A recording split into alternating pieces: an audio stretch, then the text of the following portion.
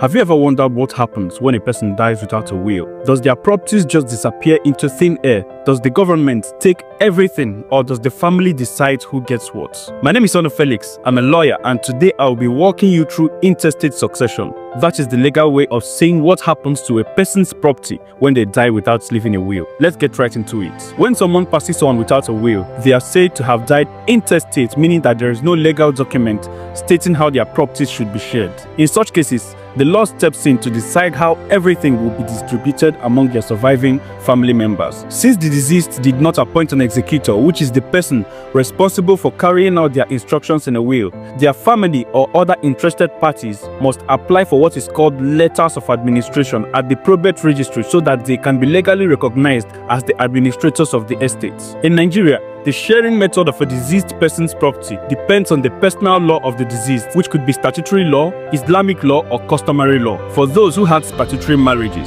their estate is distributed under the administration of estate law, and the general pattern of inheritance is that if the deceased had a spouse and children, the estate is shared between them. If the deceased had a spouse but no children, the spouse gets a portion, while the rest goes to the parents or siblings of the deceased. If there are no spouse or children, the next in line are the parents, siblings, or the extended family members of the deceased. Where there are no family members, the property may be taken over by the government as bona vacantia, which simply means ownerless property. For those who lived under traditional customs, inheritance follows the rules of their ethnic groups. In many Igbo communities, the eldest son, known as the Opala, inherits the father's homestead, which he manages on behalf of the family. Female children may not have the right of inheritance in some cases under Igbo customs and traditions. In the Yoruba tradition, both male and female children inherit their father's property equally. For Muslims, inheritance is governed by Sharia law, which provides specific portions for each heir, spouse, children,